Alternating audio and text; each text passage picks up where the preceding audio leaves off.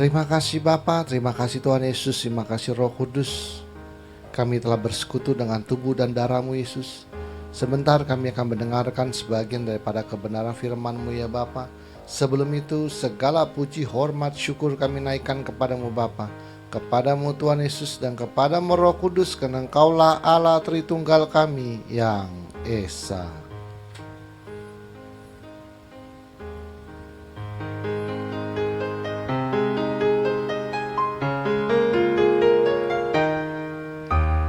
Hormat bagi Allah Bapa, hormat bagi anaknya, hormat bagi Roh penghibur ketiganya yang Esa. Haleluya, haleluya, ketiganya yang Esa. Haleluya, haleluya, ketiganya yang Esa. Ketiganya yang Esa, ketiganya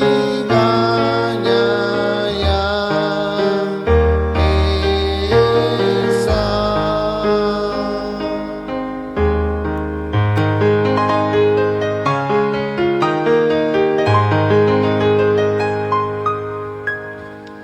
Berikanlah kami pengetahuan, pengertian, dan akal budi-Mu ya Tuhan, supaya kami menjadi orang bijaksana dan rendah hati seperti diri-Mu.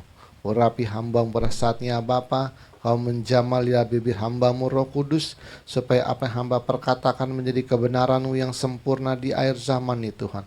Sembunyikan hamba-Mu di balik salib-Mu, biarlah Engkau semakin besar dan hamba-Mu semakin kecil. Persiapkan hati kami, bagian tanah subuh di dalam hati kami, supaya firman-Mu yang bentuk logos tulisan mati menjadi rema dalam kehidupan kami. Terima kasih Bapa, terima kasih Tuhan Yesus, terima kasih Roh Kudus. Di dalam nama Tuhan Yesus kami telah berdoa dan mengucap syukur. Haleluya. Kita yang percaya katakan amin. Mari kita ucap salam kita. 1, 2, 3. Salutam en Christo en dunamaion energemata. Salam di dalam Kristus, di dalam kuasa mujizatnya. Amin. Silakan duduk. Shalom semuanya. Kita selesaikan hari ini.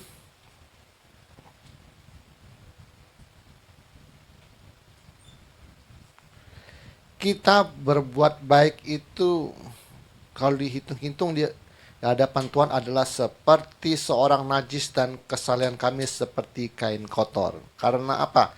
Kenapa firman ini berbunyi seperti itu? Karena segala kebaikan, kebenaran, dan kesucian manusia, dia harus diukur oleh kebenaran, kebaikan, dan kesucian siapa? Tuhan. Jadi standarnya adalah Tuhan. Bagaimana seperti Tuhan yang benar, baik, dan suci, yang dicontoh ada prototipenya adalah Kristus. Jadi itulah standar hidup kebenaran, kebaikan, dan kesucian manusia. Standarnya adalah Yesus. Jadi kalau diukur dari situ, Anda seperti kain kotor. Kan dulu nggak pernah ada yang ngajarin tidak boleh berbohong. Seluruh manusia berbohong. Makanya firman Tuhan berkata apa? Semua manusia adalah pembohong. Siapa yang nggak pernah bohong? Ayo. Si Atep sedang diperbaiki supaya sama standarnya dengan standarnya Tuhan. Tanya, kalau begitu untuk apa kita berbuat baik? Jawabnya adalah pertama, untuk menyempurnakan iman kita. Yakobus 2:22. Kamu lihat bahwa iman bekerja dengan perbuatan-perbuatan, dan oleh perbuatan-perbuatan iman menjadi sempurna. Karena orang tidak bisa lihat iman, yang dilihat adalah perbuatan. Perbuatan itu dibagi dari beberapa macam, dari perkataan, dari pikiran, dan dari perbuatan anggota tubuh. Nendang orang itu salah loh.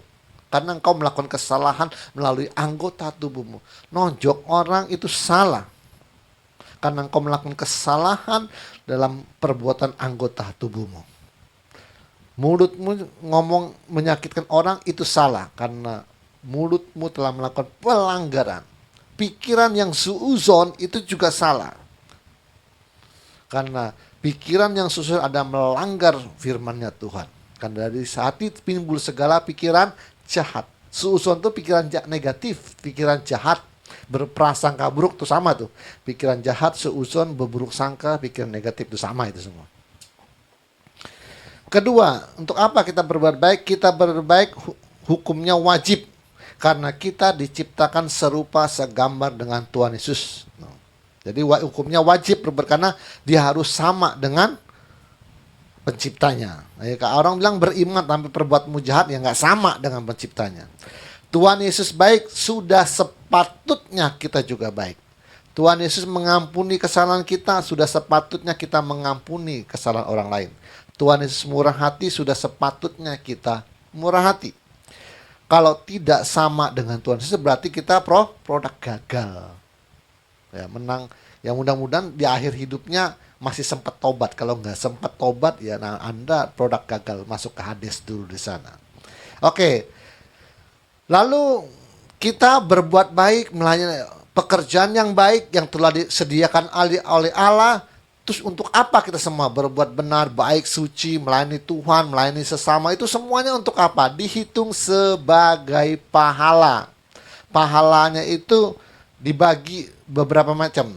Sesuai dengan ikannya, 153 ekor. Dan jalannya tidak menjadi koyak. Nah, ayatnya begitu.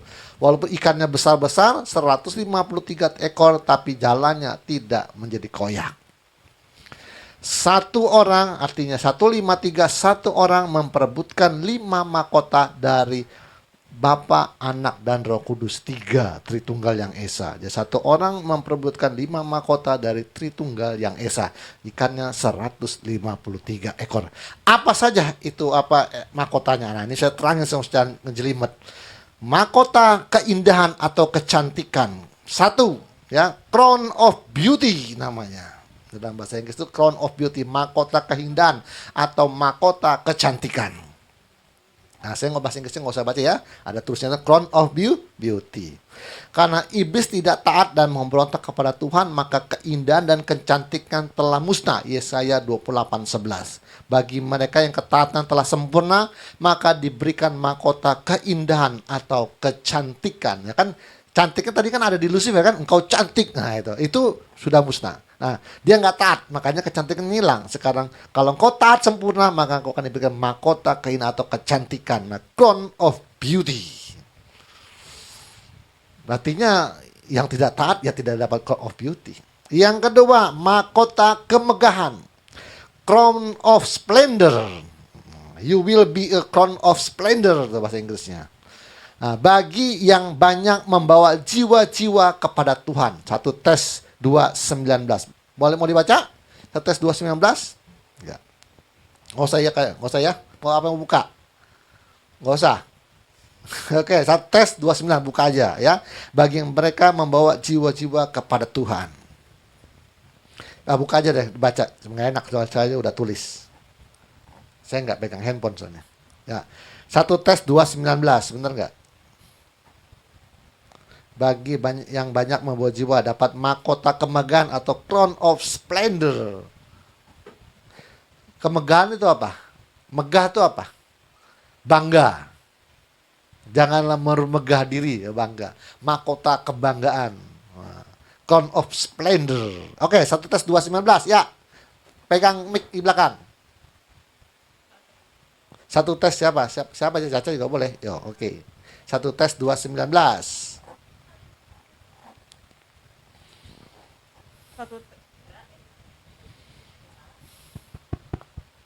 Kurang besar itunya Pak, volume. Nggak masuk katanya. Ya. 1 Tes 2 ayat 19. Sebab siapakah pengharapan kami atau sukacita kami atau mahkota kemegahan kami di hadapan Yesus Tuhan kita pada waktu kedatangannya kalau bukan kamu. Tuh kan, mahkota kemegahannya. Iya. Mahkota kemegahan, Crown of Splendor. Oke, yang ketiga, nih perebut nih kalian nih. Ya kan? Berebut nanti nih 5. Nah, jumlahnya nggak 5 sih. Kalau disebutkan 5, kayaknya nggak ada harapan, Pak. Dari zaman Musa. Sampai sekarang cuma 5. Nggak dapet kita yang terakhir. Udah berapa miliar yang ada di Firdaus. Ya, saya nggak tahu jumlahnya berapa, tapi dibagi 5. Saya nggak tahu apa mahkota keindahan ada 1.000 atau mahkota kemegahan ada 1.000, saya nggak tahu. Tapi pokoknya dibagi 5. Nah, tapi kalau cuma 5 tok, yang udah nggak kebagian lah ATM lah. Dari zaman Musa nggak kebagian. Nah, cuma dibagi 5, jumlahnya berapa banyak mahkota kita tidak tahu karena Alkitab tidak memberitahu itu. Oke, yang ketiga, mahkota kebenaran, crown of righteousness. Now there is in store for me the crown of righteousness. Tuh. Itu bagi mereka yang melakukan pelayanan penginjilan. Nah, kalau yang nginjil, Anda dapat ini, mahkota kebenaran yang nginjil. Kemegahan untuk yang membawa jiwa-jiwa. Ya, mahkota jiwa-jiwa itu banyak triknya. Ada yang pura-pura, yuk ke gereja saya, yuk ada makan-makan. Jadi triknya adalah makan. Nggak disuruh ibadah sih, makan-makan itu. Nanti tinggal urusan pendetanya, doktrin dari mimbar. Jadi itu ngajak orang jiwa-jiwa. Yang keempat adalah mahkota kehidupan, crown of life. Benar? He will receive the crown of life that God is promised to those who loved him. Itu dia, crown of life. Bagi mereka yang tahan uji di dalam pencobaan. Yang tahan uji dalam pencobaan. Nah, ini artinya pencobaan ini agak panjang nih. Makanya ada pendeta yang tidak diizinkan untuk kaya. Makanya banyak pencobaan dalam hidupnya. Makanya tercipta lagu Saya Mau Iring Yesus walaupun hidup susah, menderita dalam dunia. Saya mau iring Yesus sampai selama-lamanya. Nah, ini pendeta pasti dalam kehidupannya tidak kaya dia. Oh, tidak seperti gereja-gereja megah. Karena dari ciptaan lagunya kelihatan deh kata-katanya. Ini pendeta pasti perdesaan. Berarti banyak pencobaan dalam kerja. Jadi dia melayani itu dengan sekemampu-mampunya dia lah. Ya, nama dia di deso gimana mau gereja mau besar kan nggak bisa. Nah, banyak kesusahan dalam dia menghadapi penginjilan. Nah, inilah dia dapat crown of life. Kan nggak semuanya pendeta itu jadi kaya kan, nggak, gerejanya besar ya. Zaman dulu ya nggak ada gereja besar ya kan, kecil-kecil di desa. Itu Anda dapat crown of life. Ini kesusahannya banyak dalam kehidupannya. Ya termasuk ya Paulus juga ya kan, banyak. Yang kelima sekarang, mahkota kemuliaan, crown of glory. Benar? Nah, you will receive the crown of glory that will never fade away. Itu dia. Crown of glory, mahkota kemuliaan yang kelima. Bagi mereka yang memelihara kawanan domba alias gembala jemaat. Nah, ini crown mahkota kemuliaan adalah khusus yang memelihara kawanan domba. Ini pada gembala ini kelasnya. Nah, Anda bisa memperebutkan yang lain. Ada crown of life, ada crown of beauty, ada crown of splendor, ada crown of righteousness, dan crown of life. Nah, sisanya yang 4. Kalau yang tidak terpanggil jadi gembala, Anda berebut punya 4 lagi yang bisa diperebutkan. Ya, prinsipnya selevel, cuma beda-beda tugas. Nah, nanti duduknya yang dapat mahkota, duduknya memerintah di sebelahnya Tuhan Yesus. Yang nggak dapat mahkota ya udah jadi pekerja saja. Ya enggak? Anda yang dapat mahkota itu bakal jadi gubernur, bupati, wali kota itu karena dia bermahkota, punya jabatan. Kalau yang masuknya pas-pasan, jadilah rakyat biasa. Masuknya pas-pasan, Pak. Pas mau mati baru mau tobat. Ya mau ngomong apa? Prestasi tidak ada, kebaikan yang nggak ada, belum sempat buat baik nggak ada, ya kan? Ya hari ini bertobat, tiba-tiba minggu depan mati, belum sempat apa-apa. Ya, termasuk penjahat yang di sebelah Tuhan Yesus itu nggak dapat mahkota ya karena pas matinya, pas-pasan, modal iman doang, oke lah, itu urusan Tuhan Yesus. Oke, benar. Ini ayatnya yang Yohanes 21:11. Simon Petrus naik ke perahu lalu menghela jala itu ke darat penuh ikan-ikan besar tuh. 153 ekor banyaknya. Dan sungguh pun sebanyak itu jala itu tidak koyak. Ini ayatnya berdasarkan. Kenapa ada 5 mahkota? Nah, kalau Anda lihat di buku-buku, kalau Anda lihat di YouTube, pendeta ada yang bilang kita memperebutkan 7 mahkota, kita memperebutkan 10 mahkota. Saya ketawa-ketawa aja. Oh, mahkotanya cuma 5 kok, jadi bisa jadi 7, bisa jadi 10, gimana ceritanya? Loh, mahkotanya cuma 5, kenapa Anda jadi 7? Siapa yang nambah jadi 2 lagi? Coba Anda lihat di YouTube, Anda boleh lihat di buku-buku, nanti kapan Anda ketemu, Anda lihat pendeta khotbah. Dia selalu bilang ada 7 mahkota, ada 10 mahkota. Saya emang nggak komplain, saya kan juga nggak gugat juga. Cuma dalam hati saya juga berkata, mahkotanya cuma 5, kenapa bisa jadi 7 gitu. Mahkotanya cuma 5, kenapa jadi 10 gitu. Ada penambahan gitu. Karena dari jumlah ikannya udah kelihatan 1, 5, 3. Gimana ada angka 10? Di mana ada angka 7? Nggak ada. Nah, kita belajar Alkitab itu gini. Saya terang, jalan. Belajar Alkitab itu, angka-angka itu harus diperhatiin. Tempat kejadiannya di mana itu diperhatiin. Namanya apa? Misalnya, oh maka tempat itu dinamakanlah El Shaddai. Itu kan ada kejadiannya. Allah Maha Besar. Oke? Jadi Anda belajar Alkitab tuh angka-angka harus diperhatiin tuh. Ikannya berapa ekor, kenapa jumlah. Alkitab tuh nggak sembarangan loh. Terus kejadiannya di mana? Itu Anda harus tahu. Anda perhatikan juga Tuhan Yesus setelah ke Danau Tiberias tuh nemuin si Sakeus. Dia mau pergi ke si perempuan Samaria. Dia harus ke Samaria. Itu semua ada urutannya aja perjalanannya. Karena langkah kakiku adalah langkah kaki Tuhan. Anda belajar Alkitab seperti itu Anda. Ini tidak banyak gereja yang tahu.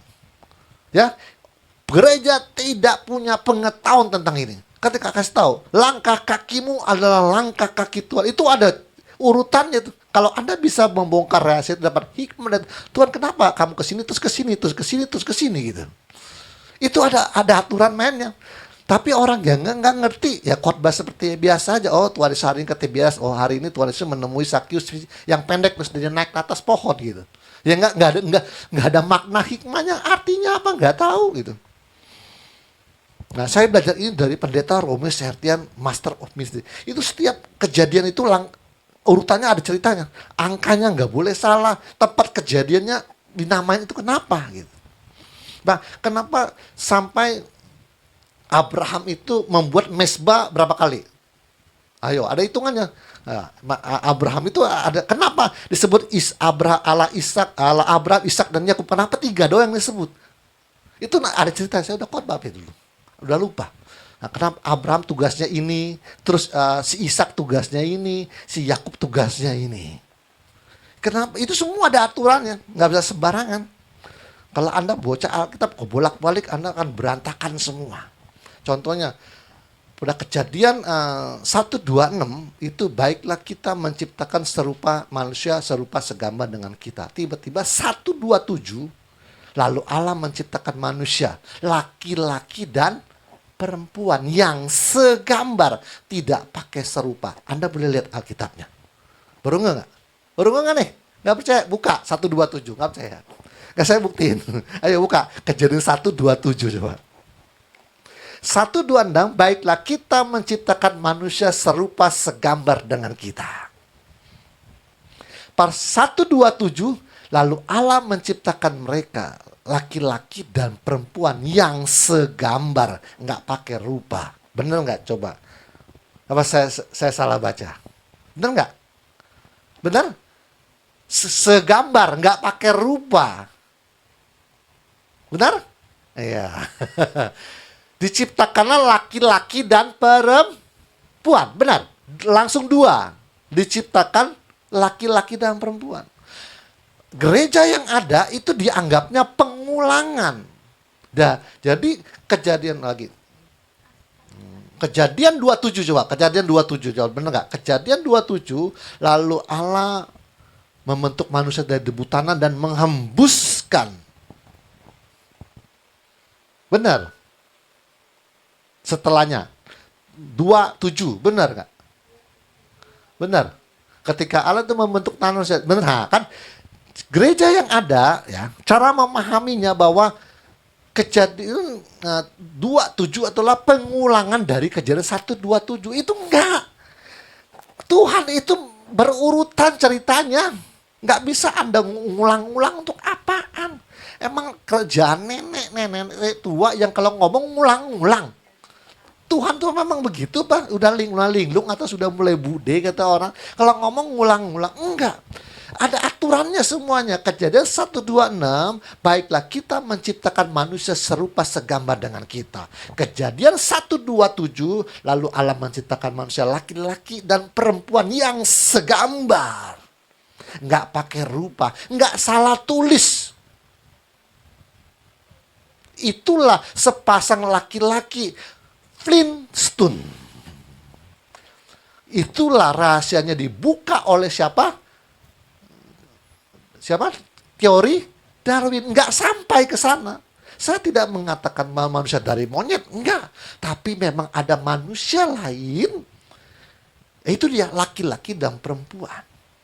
Yang diciptakan segambar. Waktu diciptakan segambar, nggak ada unsur satu namanya nesama. Atau nggak punya hati nurani itu.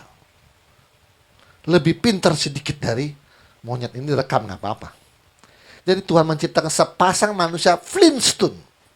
Beranak cucu. Makanya ditemukanlah tengkorak-tengkorak Pithecanthropus erectus. Paleojavanicus. Manusia Pekinensis. Kalau Peking itu di mana? Peking itu di mana? Nah, kalau yang manusia Pekinensis itu adalah nenek moyangnya orang China. Kalau yang Paleo Java, Nikus itu nenek moyangnya siapa? Ada Java. Ah, Anda sudah tahu. Itulah nenek moyang orang Jawa. Ya, Paleo Java, Nikus. Ada Java. Karena ditemukannya di Pulau Jawa. Pekinensis adanya yang bule namanya manusia Neanderthal. Heidelberg. Nah, itu keturunannya Goliat. Makanya dari perpecahan dari inilah lalu Tuhan menciptakan ya kejadian 27 manusia Tuhan membentuk manusia dari debu tanah dan menciptakan lalu hiduplah manusia. Itulah baru Adam nongol. Sebelum Adam nongol belum ada hujan. Benar nggak? Coba lihat ayat di bawah atasnya. Benar nggak? Benar, coba baca aja, coba baca. Coba lihat. Sebelum kejadian 27, 26, 25, coba perhatikan di atasnya. Tuhan Allah belum menurunkan hujan. Benar. Nggak gampang belajar lagi. Jadi di Alkitabnya diperhatikan. Jangan ikut-ikutan gereja yang ngasal-ngasal yang di luar. Benar. Sebelum kejadian 27, 26, 25, benar. Tuhan Allah belum menurunkan hujan. Dan belum ada orang yang mengusahakan tanah. Bercocok tanam. Itulah Flintstone. Belum bisa bercocok tanam. Mereka makannya dari mana? Langsung dari pohon. Ya, jadi inilah perpaduan antara Flintstone dan keturunan Adam. Lahirlah manusia ternama raksasa. Itulah keturunannya Goliat. 2 meter 90 cm. Saya kasih tahu lagi bahwa fosil yang pernah ditemukan oleh para ahli itu panjangnya hanya 10 kaki. Tingginya 10 kaki, 1 kaki berapa senti? 30 senti. 10 kaki kali 30, 3 meter. Nggak jauh dari Goliat. Itulah yang disebut dengan Nephilim. Manusia raksasa 3 meter. Itu sudah masuk raksasa. Pemain Smackdown itu keturunan Goliat semua tuh. Suku-suku enak gitu. Ada Javanicus, ada Pekinensis, ya semuanya banyak dibagi-bagi. Bagi kita di Atem tidak ada lagi apa namanya keraguan tentang ini. Karena apa? Kalau orang berpikir, oh zaman Adam dan Hawa, anak-anaknya tuh kawin sama adik-adiknya. Pertanyaan saya, pakai akal budi, sebelum Tuhan itu Di dalam dirinya Tuhan itu ada nggak yang namanya anti incest? Mengerti nggak dia incest? Ngerti. Kalau dia ngerti, kenapa diperbolehkan? Kan nggak masuk akal. Anda belum ngerti yang namanya berzina. Di dalam dirinya Tuhan ada pengetahuan tidak boleh berzina nggak? Iya. Anda belum mengerti namanya berbohong, masih kecil. Di dalam dirinya Tuhan, di dalam naturnya, kodratnya, dia ngerti tidak boleh berbohong. Benar? Buktinya Yesus nggak pernah bohong. Di dalam mulutnya tidak ada tipu di dalam mulutnya. Nggak pernah bohong.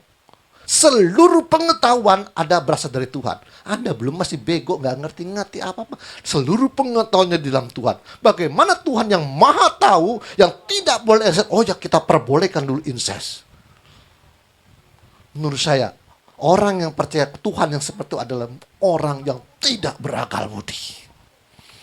Gak ada akal budi. Orang, masa kita yang tahu nih, anggap kita secara manusia nih. Kita tahu, ini nih, kita pakai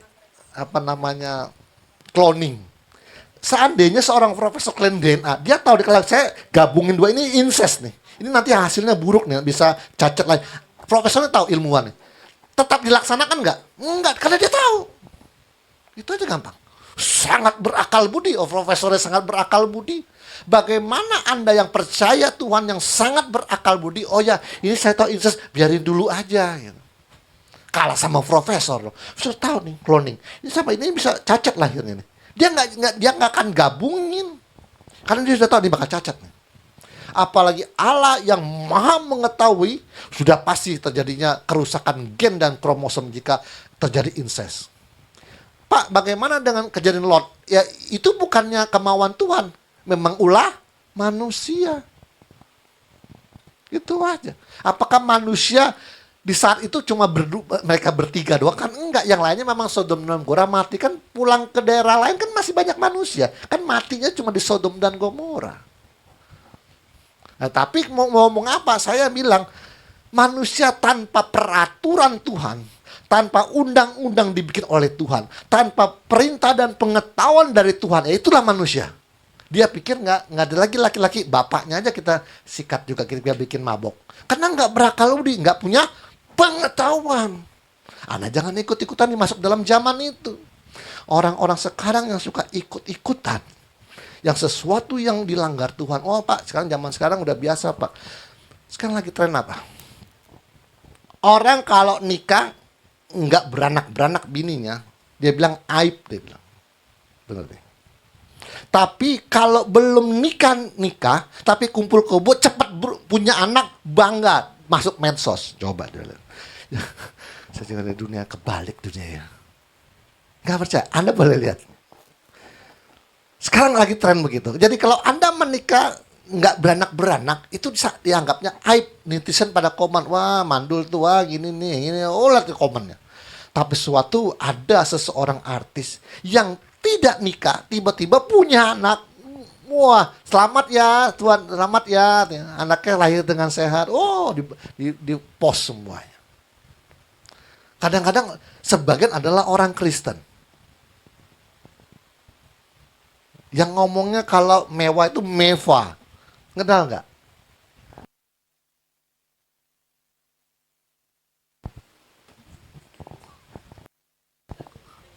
Iya. Ya, di Kristen itu nggak ada suaminya, brojol ya. Mana dia bilang saya mau beranak lagi tapi nggak mau ada bapaknya, dia pakai bank sperma. Nah, zaman sekarang ini kan manusia nggak punya pengetahuan, nggak ada yang berakal budi tentang pengertian tentang kebenaran Tuhan.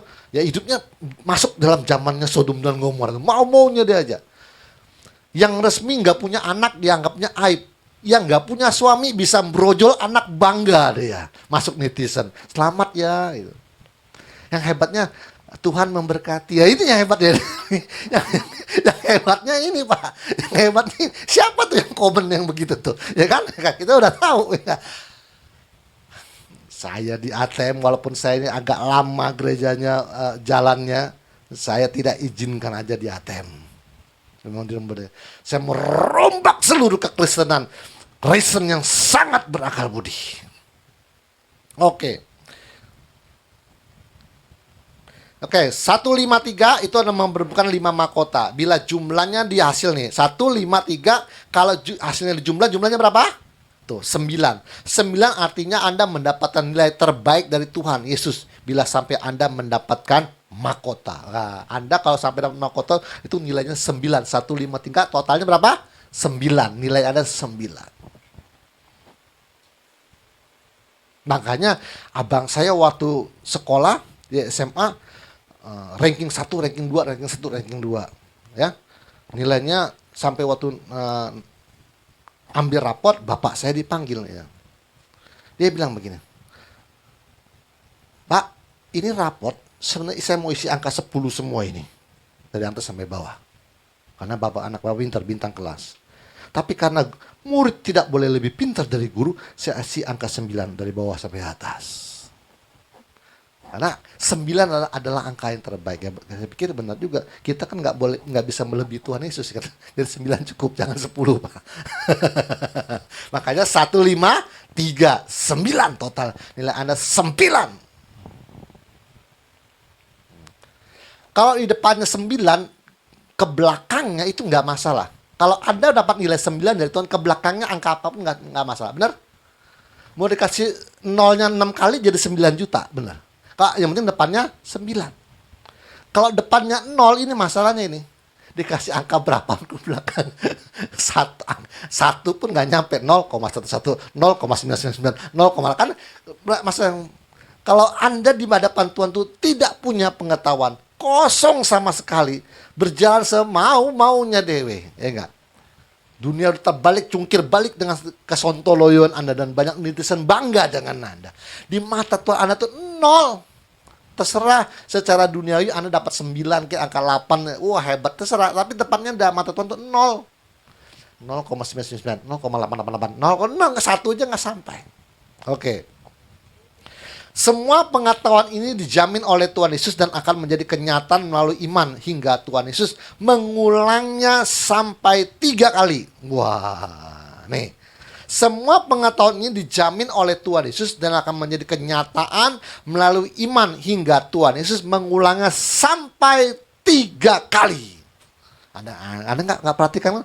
Alkitab nulisnya sampai 3 kali. 2 Korintus 1:22. Mematraikan tanda miliknya di atas kita dan yang memberikan Roh Kudus di dalam hati kita sebagai apa? Jaminan dari semua yang telah disediakan untuk kita. Gua sediain semua. Jaminannya, materinya gua kasih Roh Kudus. Itu sebagai stempelnya. Diulang lagi 2 Korintus 5:5. Tetapi Allah lah yang justru mempersiapkan kita untuk hal itu dan yang mengaruniakan Roh kepada kita sebagai apa? Jaminan segala sesuatu yang telah disediakan bagi kita. Ada jaminannya loh, garansinya. Sekali lagi Tuhan ngomong. Gila ya, Tuhan ini kadang-kadang iseng aja ngulang sampai 3 kali. 3 kali diulang. Efesus 1:14. Dan Roh Kudus itu adalah jaminan bagian kita sampai kita memperoleh seluruhnya, yaitu penebusan yang menjadikan kita milik Allah untuk memuji kemuliaannya. 3 kali 2 Korintus 1:222, 2 Korintus 5:5 dan Efesus 1:14. Roh Kudus sebagai jaminan. Kata jaminan di dalam bahasa Ibrani namanya apa? Arabon. Belajar nih. Kata jaminan dalam bahasa Ibrani Arabon. Nah, Arabon itu bisa dijelaskan begini.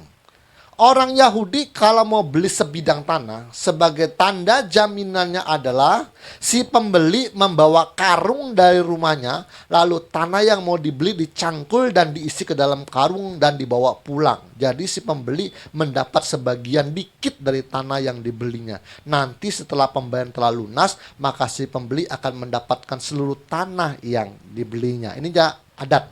Jadi kalau saya mau beli tanah Andreas, oke? Bayar, sebagai jamin saya di rumah bawa karung. Tanah bapak tuh tak cangkul, tak, masukin dalam karung, saya bawa pulang. Pak, ini jaminan tanah bapak, bawa pulang deh. Nanti kalau udah lunas semua, baru dapat seluruhnya. Jadi sebagian tuh dapat sebagai tanah jaminan.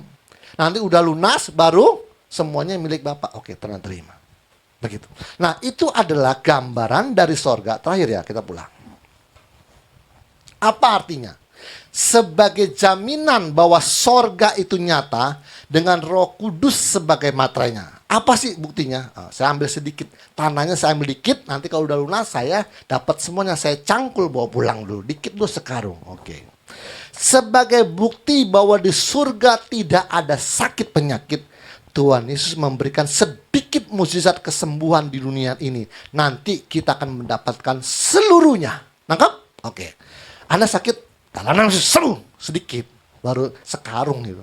Nanti dapat seluruhnya, nggak sakit-sakit lagi, sembuh sepanjang kekal selama-lamanya. Oke. Sebagai bukti bahwa di surga tidak ada orang miskin, Tuhan Yesus memberikan sedikit berkat di dunia ini, nanti kita akan mendapatkan seluruhnya. Nah, jadi konglomerat dunia ini hanya sedikit kekayaan dibanding sorga. Oke. Sebagai bukti bahwa di surga tidak ada air mata, Tuhan Yesus memberikan sedikit penghiburan melalui Roh Kudus di dunia ini. Nanti kita akan mendapatkan seluruhnya, tidak ada lagi air mata. Sebagai bukti kita menang, setan takut kepada kita dalam nama Tuhan Yesus. Ini buktinya nih. Makanya dalam nama Yesus, setan keluar. Sedikit kekuatan. Nanti seluruhnya nggak ada lagi. Musnah. Oke? Jadi pesan saya terakhir adalah jemaat Antropos, mari bersiaplah untuk maju dan berperang dan kita pasti menang. Jadi jaminannya adalah Roh Kudus sebagai meterainya dan kita diberikan sedikit gambaran daripada sorga. Yang sakit disembuhkan, yang miskin diperkaya, yang lemah dikuatkan, yang lumpuh berjalan. Ya, kalau ada, jadi Anda nggak usah heran kalau misalnya ada pendeta, kayaknya ada pendeta di luar negeri itu anak kecil kayaknya kakinya pendek sebelah. Dibaringin terus ditarik sama pendetanya, kakinya jadi sama panjang. Anda nggak usah heran. Saya kalau nonton nggak terlalu heran, saya jalan komen. Kenapa? Saya sudah tahu di surga tidak ada orang cacat. Untuk membuktikan jaminannya di dunia ini, Tuhan kasih sedikit bahwa saya akan memulihkan seluruh anggota tubuhmu. Jadi kalau ATM bikin mukjizat, bisa memanjangkan tangan, memanjangkan kaki, menumbuhkan kuping, Anda nggak perlu heran. Karena itu adalah jaminan Rabon sebagian, nanti kita akan sempurna sampai di surga. Pendeta bongkok jadi lurus, bongkolnya hilang. Karena di surga semuanya perfect. Nah, untuk membuktikan perfect, diberikan sedikit. Nanti Anda akan menerima seluruhnya. Tuhan Yesus memberkati dan mari kita berdoa. Terima kasih Bapa, terima kasih Tuhan Yesus, terima kasih Roh Kudus, hamba-Mu telah saya Tuhan. Berikan kami Tuhan kesembuhan, kesehatan dalam sepanjang minggu ini Tuhan, supaya kami dapat berkumpul lagi minggu depan Tuhan. Di dalam tema yang lain Tuhan, untuk belajar ilmu pengetahuan-Mu Tuhan. Banyak hal-hal yang dibukakan oleh ATM di tempat ini Tuhan. Dan kami mengerti betapa luar biasanya Tuhan dalam kehidupan kami. Kami hanya perlu menunggu Kairos-Mu Tuhan, dengan sabar menantikan seperti Abraham menantikan waktu-Mu Tuhan. Terima kasih Bapa, terima kasih Tuhan Yesus, terima kasih Roh Kudus. Di dalam nama Tuhan Yesus kami telah berdoa dan mengucap syukur. Haleluya. Kita yang percaya katakan amin. Tuhan Yesus memberkati.